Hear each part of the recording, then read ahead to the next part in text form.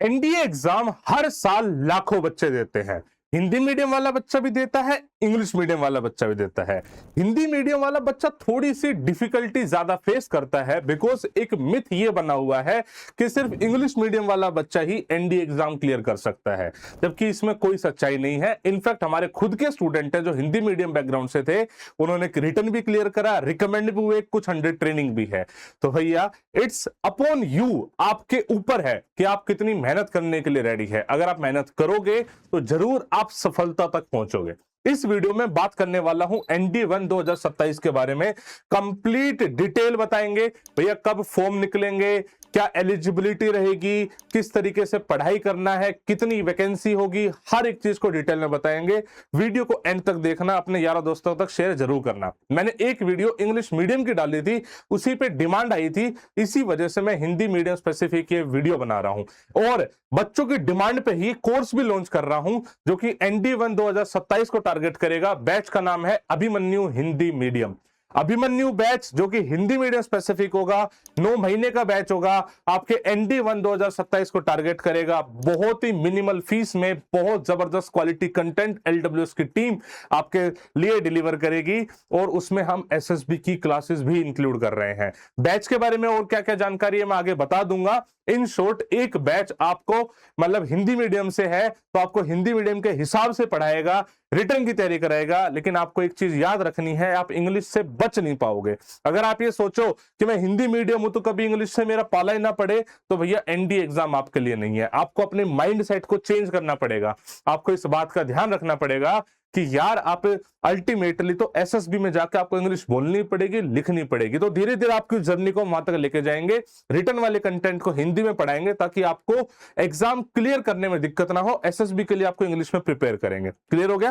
तो उस बैच में सब कुछ है, चैप्टर वाइज मॉक टेस्ट और sectional mock test, full length mock test, classes, सब कुछ है। ठीक है, तो वो आप देख लीजिएगा। अभी मैं बात कर लेता हूं एनडीए एग्जाम स्पेसिफिक। देखिए, इस एग्जाम की जो नोटिफिकेशन है ना, वो आउट होनी है बेसिकली 2 दिसंबर 2026 को और 20 दिन का समय मिलेगा। 22 दिसंबर 2026 तक फॉर्म भरे जाएंगे। जो आपका पेपर है वो होना है 11 अप्रैल 2027 को और जो आपके एडमिट कार्ड है वो पेपर से लगभग एक हफ्ता पहले आपके आ जाते हैं।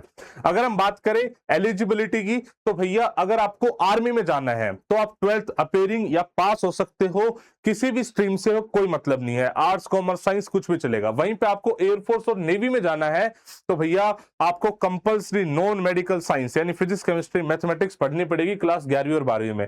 अगर डेट एलिजिबिलिटी की बात करें तो 2 जुलाई 2008 से लेके 1 जुलाई 2011, कभी कभी यहाँ पे 2 को 1 भी कर देता है, नोटिफिकेशन में क्लियरिटी आ जाएगी। तो भैया ये इस डेट के बीच में या इन डेट्स पे आप पैदा हुए हो तो आप इस एग्जाम के लिए एलिजिबल रहोगे। हाँ, मेल और फीमेल यानी पुरुष और महिला दोनों ही इस एग्जाम के लिए एलिजिबल है। एंड ऑब्वियसली बात है अनमैरिड कैंडिडेट होने चाहिए।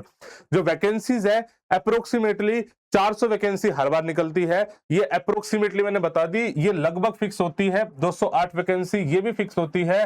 ठीक है, इसमें थोड़े बहुत चेंजेस हो जाते हैं, इसमें थोड़े बहुत चेंजेस हो जाते हैं। तो अप्रोक्सीमेटली 400 वैकेंसी आप मान के चलिए कि जब नोटिफिकेशन रिलीज होगी तो जिसमें से लगभग 25 से 30 वैकेंसी गर्ल्स की और बाकी बॉयज की ये रिलीज करी जाएगी। अगर हम एग्जामिनेशन पैटर्न की बात करें तो भैया 2 स्टेज है मेजरली, रिटर्न और एसएसबी।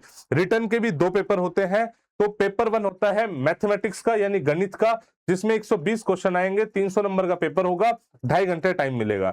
जो एनडीए के एग्जाम को लेके अप्रोच है ना, वही सबसे बड़ा फैक्टर है इस एग्जाम को क्लियर करने के लिए। कैसे मैं समझाऊंगा, इसमें सिलेबस बहुत वाइड है, बहुत कुछ पूछता है। तो जो बच्चा इतने वाइड सिलेबस को एक सिस्टमेटिक तरीके से कवर कर लेता है वही एग्जाम को सक्सेसफुली क्लियर कर पाता है। इसलिए मैं हमेशा बोलता हूं पेड बैच से पढ़ो, बिकॉज चीजें स्ट्रक्चर्ड वे में पढ़ लोगे। ठीक है, तो पेपर 1 है ये। पेपर 2 है जीएटी, जिसमें 150 क्वेश्चन आएंगे, एक क्वेश्चन 4 नंबर का, टोटल 600 नंबर, 2.5 घंटे का समय मिलेगा। तो टोटल 900 नंबर का आपका रिटर्न एग्जामिनेशन होने वाला है। आपको मैथ्स के पेपर में अलग से पास होना है, जीएटी में अलग से पास होना है और ओवरऑल अलग से पास होना है। ठीक है, इसमें सेक्शनल कट ऑफ का मामला रहता है। अगर हम बात करें आपकी स्ट्रेटेजी की, अप्रोच की, तो मैथ्स और जीएटी दोनों की स्ट्रेटेजी अलग अलग होती है। देखिए, मैथमेटिक्स में टोटल 120 क्वेश्चन आ रहे हैं, 150 मिनट का समय है, तो एक क्वेश्चन को सोल्व करने के लिए अप्रोक्सीमेटली 1.25 मिनट का समय है। तो कितना कम हो गया वो, तो आप समझ रहे हैं इस बात को, कितना ज्यादा कम हो जाता है। तो इसमें बच्चा कामयाब वो होगा जो बहुत ज्यादा स्पीड पे काम करे, उसके साथ साथ उसकी एक्यूरेसी भी होनी चाहिए। लेकिन आपकी स्पीड से कितनी भी हो, आप इस बात का भी ध्यान रखना कि भैया आप चाहके भी ये सारे के सारे सवाल उस 2.5 घंटे में नहीं कर पाओगे। इनफैक्ट टीचर्स को भी सोल्व करने को मिले तो शायद टीचर भी सारे सवाल सही उस 2.5 घंटे में नहीं कर पाएंगे। तो क्या अप्रोच होनी चाहिए? अप्रोच ये होगी कि आप ना सबसे पहले कुछ अपने चैप्टर सेलेक्ट कर लो, क्वेश्चन सेलेक्ट कर लो कि भैया मुझे इस चैप्टर्स के क्वेश्चंस करने हैं। ठीक है, मतलब मेरा ऐसा मानना है अप्रोक्सीमेटली 70 क्वेश्चन तक का सिलेबस आप कवर मिनिमम करो। कौन कौन से इंपॉर्टेंट चैप्टर्स है वो भी मैं बताने वाला हूं, बट आप अप्रोच समझो। तो आप सबसे पहले अपने चैप्टर्स देख लो कि भैया मैं ये चैप्टर करूंगा, उन चैप्टर को बढ़िया से थ्योरी पढ़ो, उसके बाद उनके पीवाईक्यू करो, ठीक है, रोज उनका रिवाइज करो, जितना हो सके मैक्सिमम प्रैक्टिस करो। हम अपने बैचेस में यही कराते हैं। इनफैक्ट हमने क्या कर रखा है, एक रफ्तार टेस्ट सीरीज बना रखी है जो चैप्टर वाइज टेस्ट सीरीज है।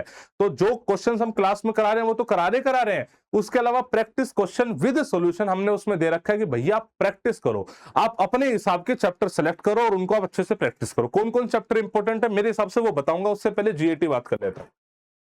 जीएटी में 3 पोर्शन हो गए, इंग्लिश, साइंस और जीके।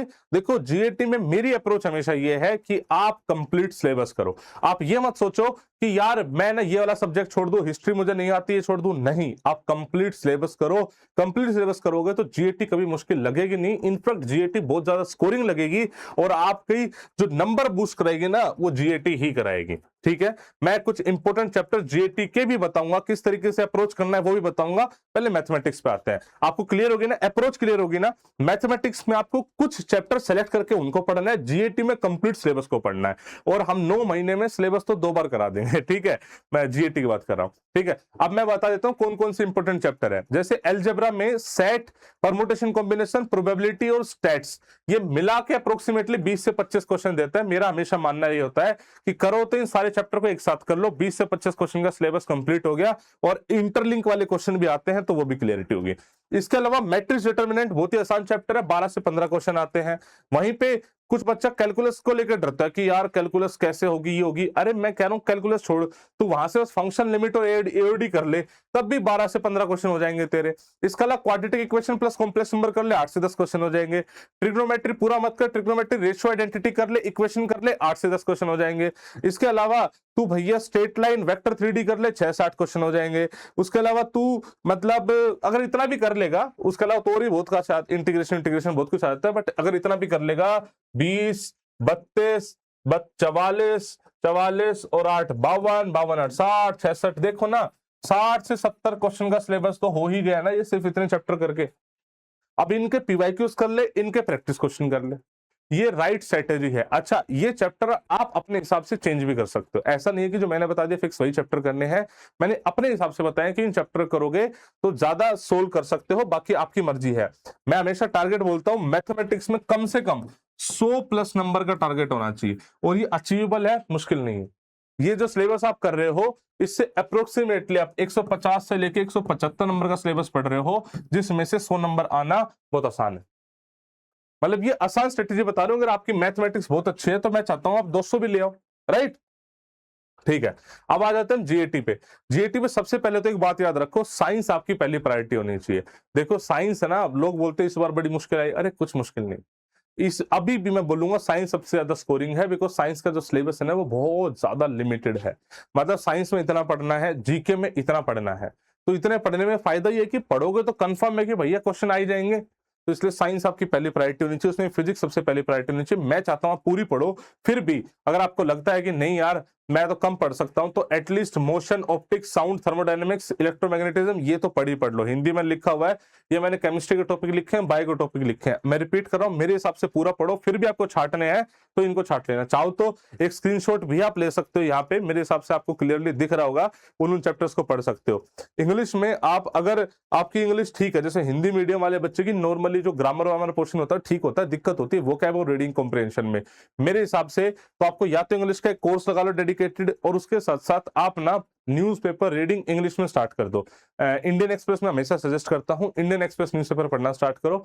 बहुत ही अच्छा न्यूज़पेपर है, आप उसको पढ़ोगे धीरे धीरे आपकी इंग्लिश इंप्रूव होने लग जाएगी, नए नए वोकैब के वर्ड आएंगे, आपको इंग्लिश से उतना डर नहीं लगेगा। और इंग्लिश स्पीकिंग के लिए क्या करो, रोज ना इस न्यूज़पेपर को बोल बोल के पढ़ो, मुंह से आवाज निकलनी चाहिए इंग्लिश में, बोल बोल के पढ़ोगे तो चीजें थोड़ी सी बेटर हो जाएगी। Geography, history, polity, economics, current affairs ये भी इंपॉर्टेंट है। इसमें सबसे ज्यादा इंपॉर्टेंट बच्चे ज्योग्राफी है, ज्योग्राफी से लगभग 25 क्वेश्चन आते हैं, तो सबसे पहली प्रायोरिटी आपकी ज्योग्राफी होनी चाहिए। हिस्ट्री में कुछ कुछ सिलेक्टेड टॉपिक्स हम कराते हैं अपने बैचेस में, आपको वही करने हैं। पॉलिटी में सिलेक्टेड कराने हैं, वही करने हैं। इकोनॉमिक्स में सिर्फ 5 ईयर प्लान करना है और करंट अफेयर लास्ट 6 महीने करने हैं, इसके अलावा और कुछ करने की नीड नहीं है। क्लियर होगी बात। जो बच्चा रिटर्न क्लियर कर लेता है तो उसकी सेकंड स्टेज आती है एसएसबी। एसएसबी को लेकर हिंदी मीडियम वाला बच्चा थोड़ा सा तो डरता है, और थोड़ा सा डर लगना लाजमी भी है, बिकॉज वहां पे इंग्लिश का जो रोल है ना वो काफी बढ़ जाता है।